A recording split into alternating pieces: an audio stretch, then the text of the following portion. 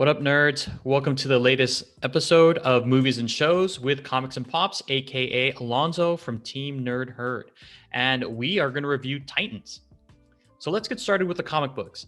Now, there's two books or two runs or volumes that I want you guys to kind of look at. And it heavily influences the Titans show.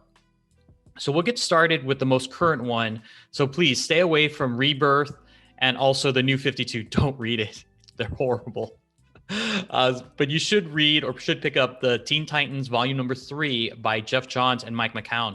That particular run is really good and heavily influences the Titans TV show.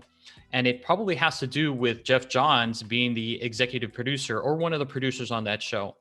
But if you look at the comic and read it, you'll notice that the older or the original members of the Teen Titans, like Nightwing, Donna Troy, Flash, Starfire, they play more of a mentor to the younger cast, which included Beast Boy, Raven, Ravager, which was introduced in Jeff Johns' run. You got to read it. It's fantastic.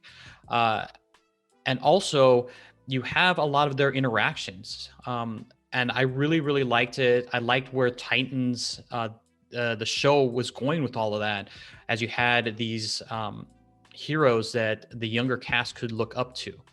So that was really good. And again, with that Teen Titans run by Jeff Johns, it has a lot of that and plays into it a lot. And if you kind of like that mentorship, having these sidekicks kind of mentor these other sidekicks, that would be the way to go. And again, interactions were spot on in that Johns run. But if you're looking at the ultimate Teen Titans run, it would have to be the New Teen Titans by Marv Wolfman and George Perez. Now, that is the defining run of every single character of the Titans. No matter how many iterations they have, that particular run is iconic. You had Marv Wolfman and George Perez. You had Perez drawing, and his artwork was phenomenal. So many details, so many characters that he would just fit into one panel. It's amazing. Artists don't do that right now. And then Wolfman's writing, again, it was just like spot on with every single character. They introduced so much, and all of the stories that they had were very mature stories. They were really geared towards adults, even though children were reading it. I mean, it played both ways. You had Terra, you had Deathstroke, Jericho. You had so many characters that were introduced that are still around today from this particular run. And again, it's the new Teen Titans. Again, you need to pick it up. Omnibuses, graphic novels. This is the one that I would look for because iconic is, I mean, that's all I can use to describe it. It just defined all the characters, even to today. And then let me just add, because I got a lot of questions and I'll tell you why later.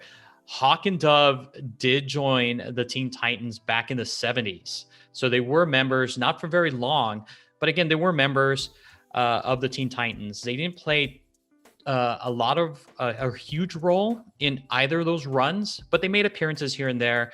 So I guess that kind of makes them official members, I guess. But again, they had just a wealth of characters to use. I have no idea why Titans used Hawk and Dove, but that's a lead-in to the review of Titans. So let's go there. The show itself was really good, really grounded. I like the fact that there was a lot of street fighting. It reminded me a lot of like Daredevil on Netflix. I really enjoyed it. The martial arts, the fighting was fantastic. I'm very glad that they got a lot of the characters that were very athletic. And again, that had to do with getting Dick Grayson on the show, Hawk and Dove, Donna Troy. I mean, you saw a lot of the athleticism on that show because of those particular characters. The only thing I didn't like had to do with a couple things. One, the coupling of Hawk and Dove. I thought it was bad. They didn't have a lot of chemistry. to begin with, and it felt like they really shouldn't belong together. I thought that the pairing of Dove with Dick Grayson would have worked a lot better.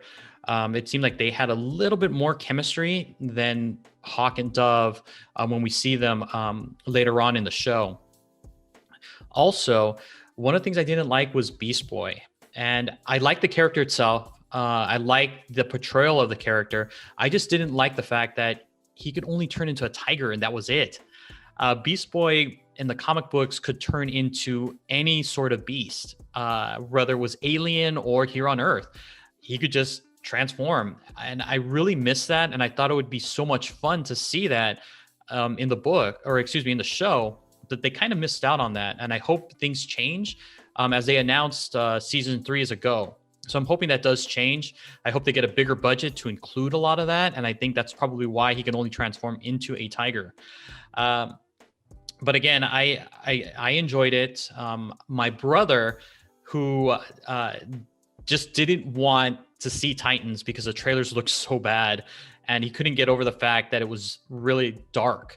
I saw the show. I recommended he should watch it, and he fell in love with it like 2 to 3 episodes in and really enjoyed it. He got over the fact that there wasn't a lot of special effects. Some of the characters were a little off. And again, if you've read the comic books, you kind of know, but I'm not going to spoil it. Again, read the comic books and then you'll kind of see it. Hopefully, again, with that bigger budget for season 3, like Starfire will have her full like power set. And also the same thing with, again, Donna Troy. I'm not going to spoil it, but hopefully everything will be okay in season 3. But again, I felt with season 2, they were kind of losing money. So a lot of the special effects kind of tapered off. And that was indicative of Starfire kind of losing her power, which is very, very weird. Again, that's something that might come up in season 3. They alluded to it a little bit in season 2, but again, we'll see. But I am looking forward to season 3. Blackfire is going to be there, and she's going to look terrific. If you've already seen some of the pictures that they have online, it's going to be great. Same thing with Red Hood. So the Red Hood's going to be there. So again, I'm looking forward to it. I'm looking forward to more Ravager. Hopefully they separate Ravager from Jericho. And again, watch the show and you'll know what I'm talking about. But it's very, very good. So I want to see what they do when they go there. So overall, comic book, it's amazing. I love it. I'm a huge fan of Titans. I'm a huge fan again of Marv Wolfman, George Perez, and also the Jeff Johns run. Again, I cannot say enough about it. Please pick that up at your LCS or Amazon or wherever books are sold. You need to get it. It's a great read. And also the Titans. Get on HBO Max or DC Universe. Just binge it. Catch a couple episodes here and there. You'll enjoy it.